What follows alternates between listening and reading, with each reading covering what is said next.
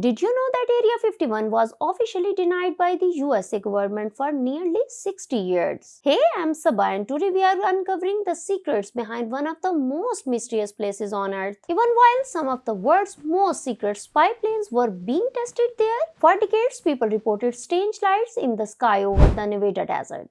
Many believed they were seeing UFOs, maybe even alien spacecraft. Conspiracy theories exploded, rumors spread across the world.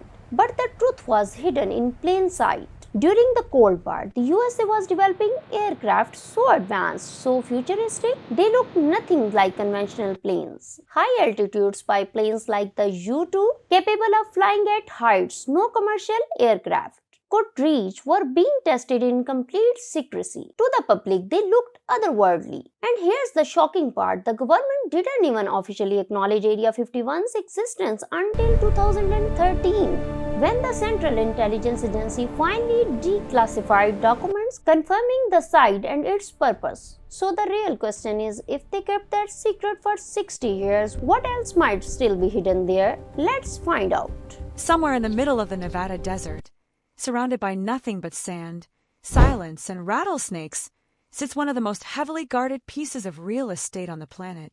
No official address, no civilian access, armed guards with shoot-to-stop authority. And for decades, the United States government insisted it didn't even exist. Hidden inside the Nevada Test and Training Range, this classified facility, known today as Area 51, became the center of rumors, secrecy, and speculation. Welcome to Area 51. Before we go down the rabbit hole, and trust me, this rabbit hole goes deep, let's establish the basics.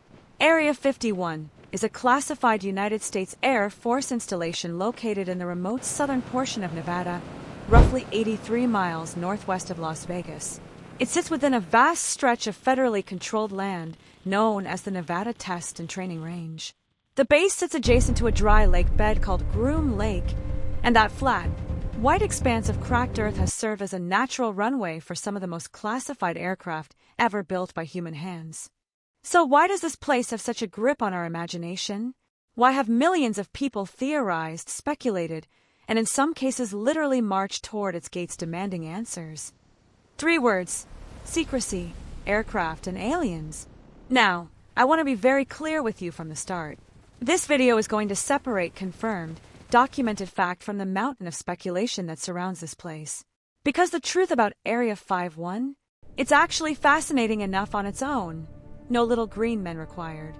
Let's start at the beginning. The year is 1955. The world is gripped by the Cold War. The United States and the Soviet Union are locked in a terrifying standoff, and both sides are desperate for an edge. American military intelligence had a problem. They knew the Soviets were building things: missiles, bombers, military installations, but they had no way to see them. Conventional spy planes flew too low and were easily shot down. Satellites didn't exist yet. They were essentially flying blind. The solution came from an unlikely partnership between the U.S. Air Force, the Central Intelligence Agency, and a small aircraft company based in Burbank, California, a secretive division known as the Lockheed Skunk Works. Their mission: build a plane that could fly so high no Soviet missile or fighter could reach it. A plane that could silently photograph enemy territory from the edge of the stratosphere and return home with intelligence that could change the course of the Cold War. That plane was the Lockheed U-2. And to test it, they needed somewhere remote, somewhere flat, somewhere no one would see it. CIA officer Richard Bissell and legendary aircraft designer Kelly Johnson flew over the Nevada desert on a survey mission and spotted it, a dry lake bed near a small salt flat called Groom Lake.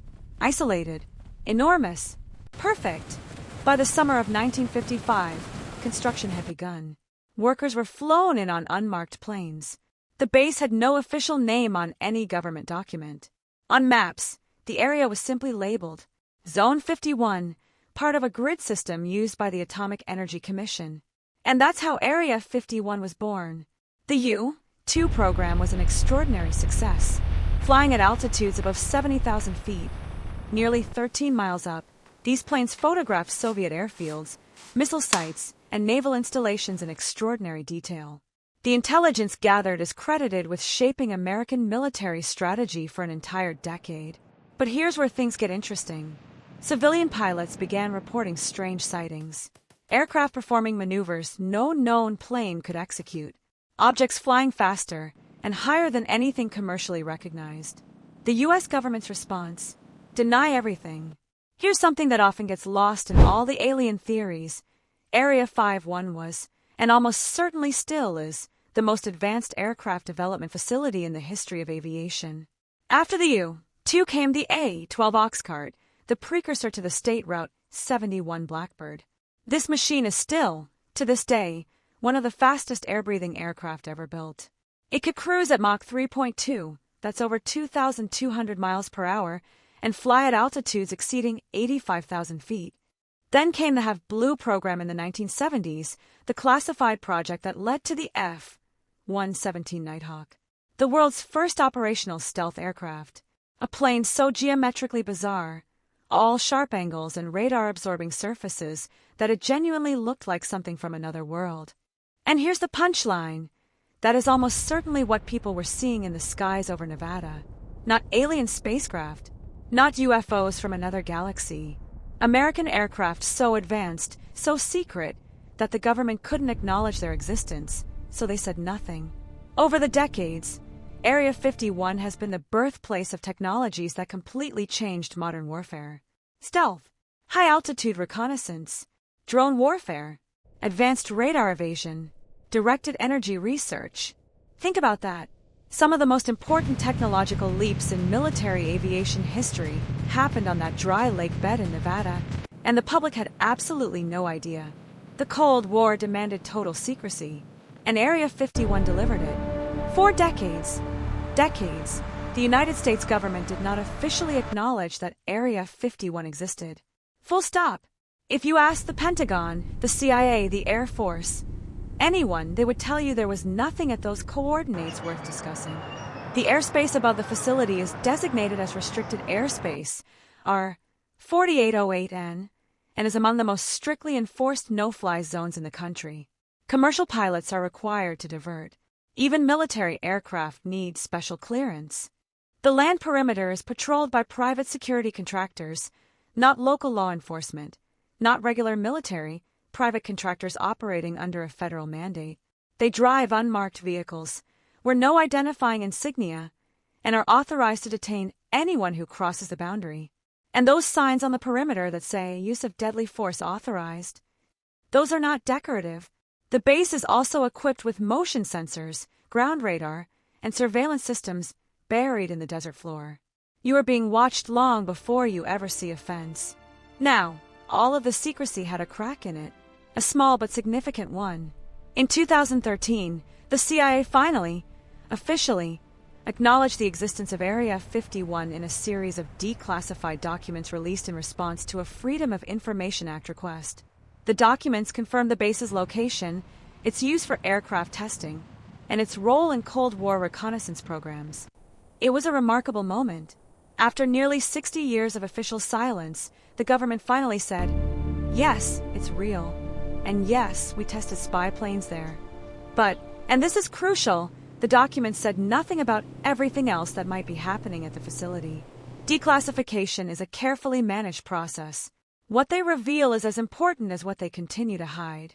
Okay, we've done the serious stuff. Now let's talk about the fun part. The alien thing. It all arguably started on July 8th, 1947, with the Roswell incident. Something crashed near Roswell, New Mexico. The U.S. Army Air Forces initially released a statement saying they had recovered a, quote, flying disc. Within 24 hours, they retracted that statement and said it was a weather balloon. That retraction planted a seed of distrust that has been growing ever since. Through the 1950s and 60s, as test pilots at Area 51 pushed experimental aircraft to their limits, UFO sightings in Nevada skyrocketed. And the government, unable to explain what people were seeing without blowing the cover of classified programs, stayed silent. That silence was interpreted as confirmation. Bob Lazar poured gasoline on the fire in 1989 when he appeared on a Las Vegas television station claiming he had worked at a site near Area 51, which he called S4, and had personally reverse-engineered alien spacecraft for the U.S. government. His story included details about alien propulsion systems, Element 115, and 9 recovered saucer-shaped craft. Lazar's claims have never been verified, and several key elements of his biography have been disputed.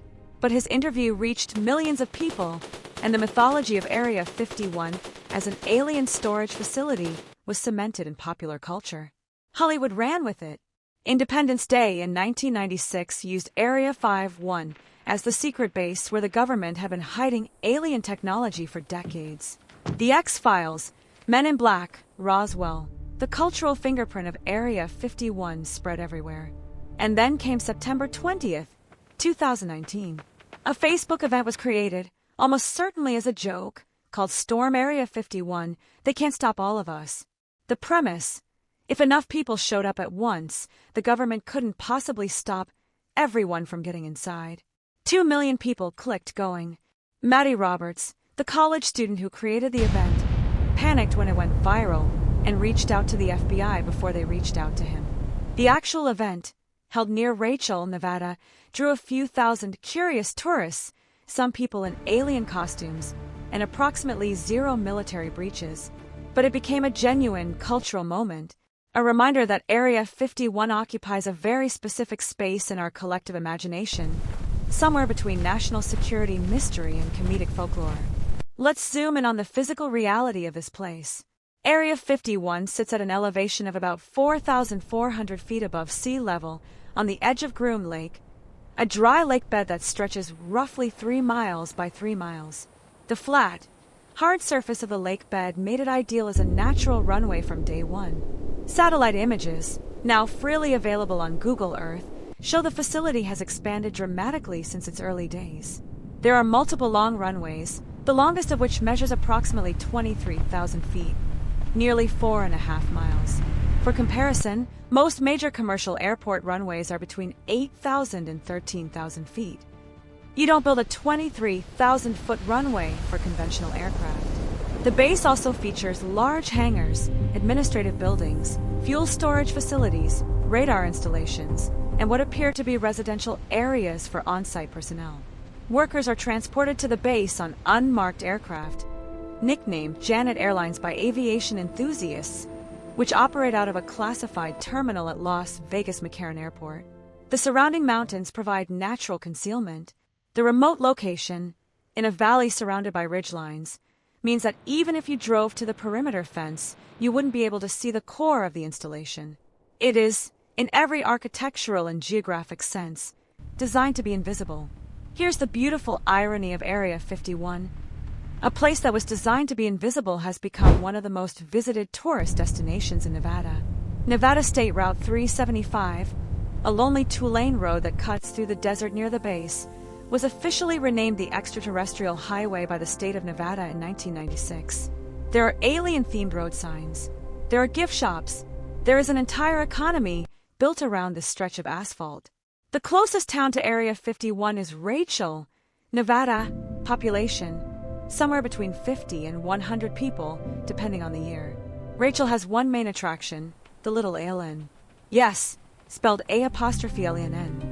It's a diner and motel that has served alien burgers and alien-themed merchandise to curious tourists for decades.